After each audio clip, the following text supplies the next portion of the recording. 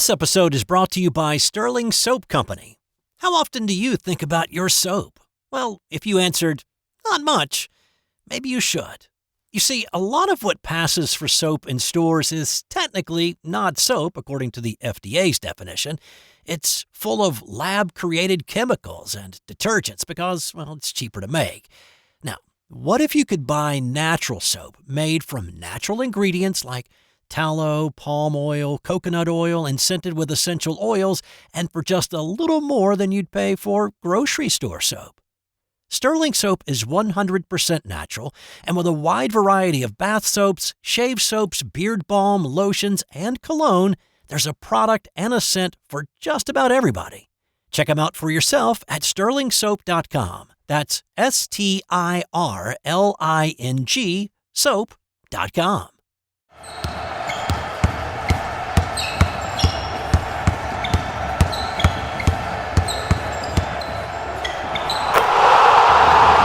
This is Basketball History 101 with Rick Loayza.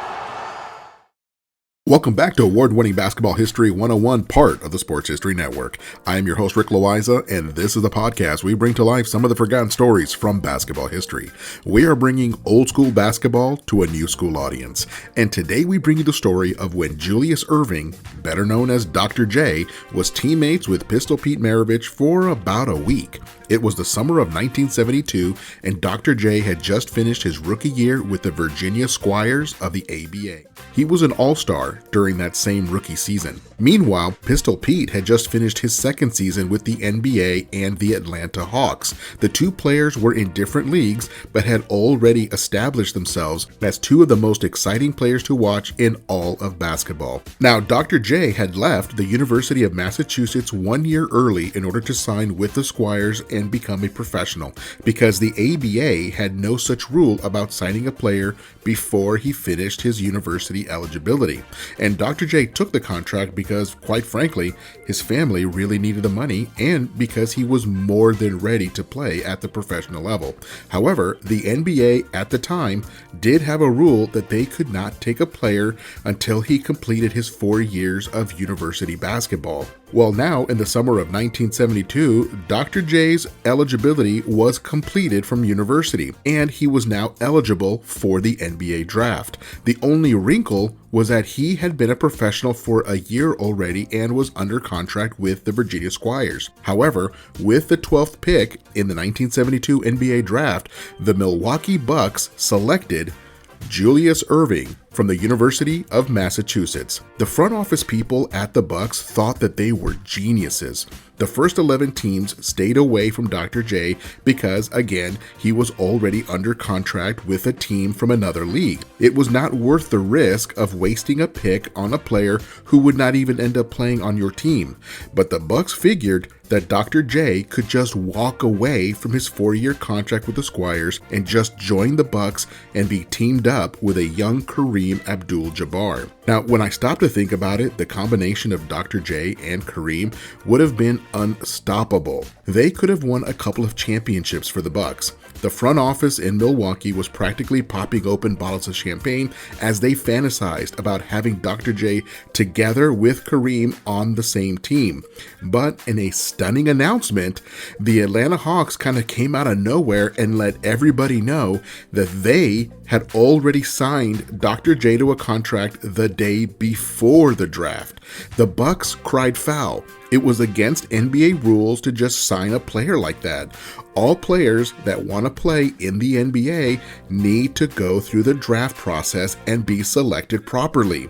The Atlanta Hawks were circumventing the entire draft process, but Atlanta's argument did make some sense. I mean, it did not make complete sense, but it did make some sense. They argued that since Dr. J was already a professional and playing for a different league, that he was not subject to the draft process, meaning that any NBA team could just sign him.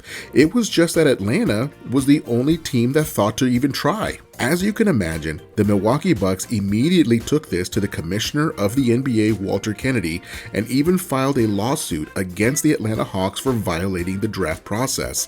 The Atlanta Hawks then sued the NBA for violating antitrust laws by not allowing players who were already professionals from just signing with any team that they wanted.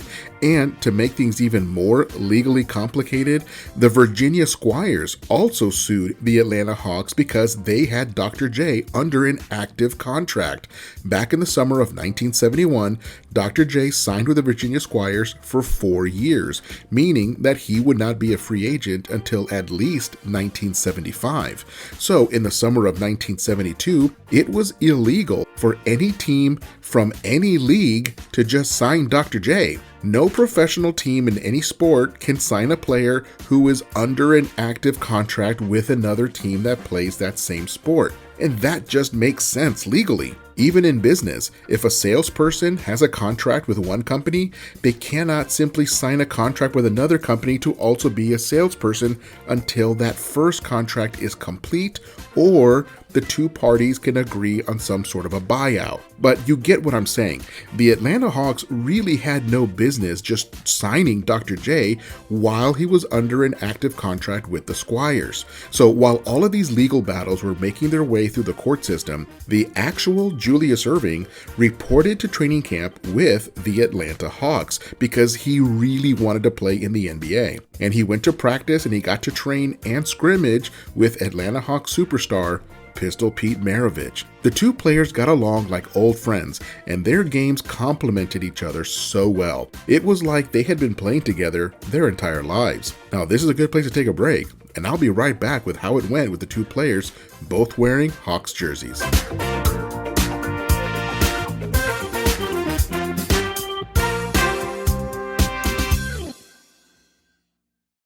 This podcast is part of the Sports History Network, your headquarters for the yesteryear of your favorite sport. You can learn more at sportshistorynetwork.com.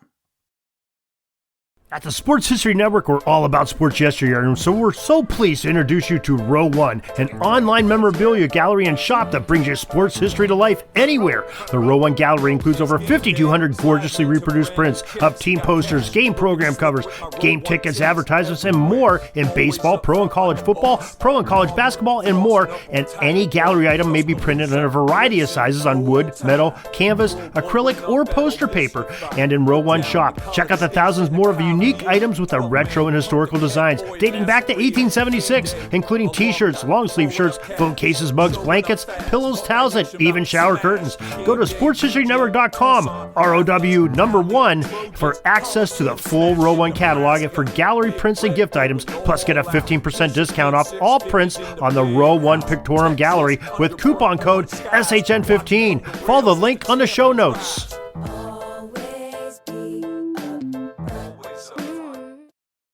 Welcome back to the show, and let us continue with the story of when Dr. J and Pistol Pete played together for a little over a week. As I mentioned before the break, while all of the lawsuits were progressing between the Milwaukee Bucks, the Atlanta Hawks, the NBA, and the Virginia Squires, the actual player at the center of all this confusion was training with the Atlanta Hawks. Dr. J and Pistol Pete would stay after practice and play one-on-one or two-on-two and get to know each other's games, and they clicked immediately. The most common way that they scored was when Dr. J grabbed a defensive rebound and threw the outlet pass to a streaking Pistol Pete. Then Dr. J would fly down court on the wing and often receive a return pass for a dunk or some other highlight-worthy play. In total, Dr. J played 2 exhibition games or friendlies with the Atlanta Hawks. In the first of those games, he scored 28 points and grabbed 18 rebounds in a 112-99 win over the Kentucky Colonels of the ABA. And back in the autumn of 1972, it was common for NBA teams and ABA teams to play against each other in exhibition games. It was a great start for Dr. J, and in that second game, a few nights later, he scored 32 points in a 120-106 win over the Carolina Cougars of the ABA. When interviewed about that time in his career, Dr. J remembers him fondly. He said that in terms of basketball, quote, "It really was one of the joys of my life to play with Pete," unquote. It was one of the most fun weeks of basketball that he had ever had, and there was no jealousy between Dr. J and Pistol Pete. These were two scorers who had no problem sharing the ball. As much as Pistol Pete loved to showboat and score in bunches, he also loved making the fancy assist to a teammate. And what better teammate to pass to than one of the greatest finishers this side of Michael Jordan? The people that were in charge of the Atlanta Hawks were giddy with excitement. The combination that they just put together looked unstoppable, and something that the entire NBA really wasn't ready for. But this is when things came to a screeching halt for the Atlanta Hawks.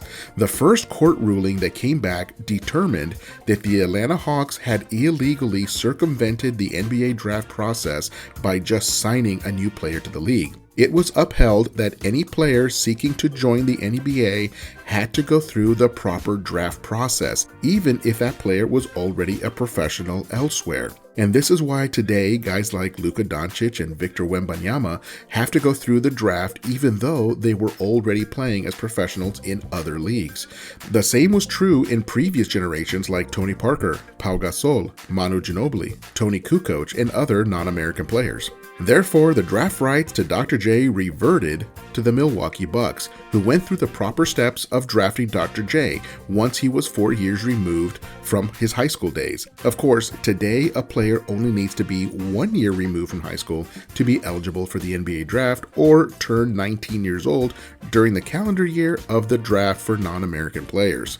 So at this point, the Milwaukee Bucks are excited that they were awarded the rights to sign Dr. J to their team. They were fantasizing about the possibilities of pairing Dr. J with Kareem, and excitement filled the air in Milwaukee. But then, the final lawsuit was ruled upon, and the decision was that Julius Erving was under a valid contract with the Virginia Squires of the ABA, and that no contract from any team in the NBA could supersede that contract with the Squires. No NBA team could simply sign Dr. J until his contract with the Squires expired or a buyout agreement was reached. In the cases of the previously mentioned Luka Doncic and Victor Wembanyama, both of those players timed their contracts in Europe to end right before they became eligible for the NBA draft. That way, there was no legal trouble. They were free agents who could just switch to a different league without hassle. And even though I was not even born yet in the summer of 1972, it would have been amazing to see Dr. J and Pistol Pete playing together. If I had a time machine, I would definitely go back and see those two exhibition games when they played together. I am jealous of the fans that were in that building for those two games. It must have been something quite special. Dr. J reluctantly went back to the Virginia Squires under the terms of his original contract, and he led the NBA in scoring that year with 31.9 points per game. He also made the ABA All-Star game for the second time and finished second in the MVP voting. So there you have it. That is the story of when Dr. J and Pistol Pete were teammates, even if it was only for a week. Join us next week when we share another story from the history of basketball. That's next time on Basketball History 101, part of the Sports History Network, the headquarters of Sports Yesteryear. Go to sportshistorynetwork.com to find out more about this and other sports history podcasts. If you like what you hear, please hit that subscribe button wherever you get your podcasts.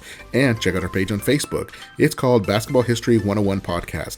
There you will find shorter historical posts, and I'll also announce there when new episodes come out. I want to thank my producer and editor, Jacob Loayza. Join us each week as we continue to mine the history of basketball for more great stories from the past. Take care and see you soon.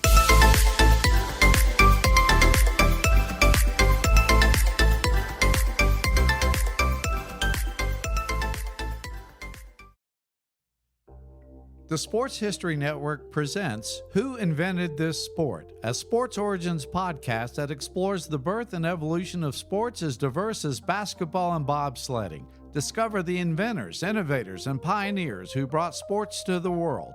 Go to your favorite podcast provider to find Who Invented This Sport?, your sports origins podcast and part of the Sports History Network.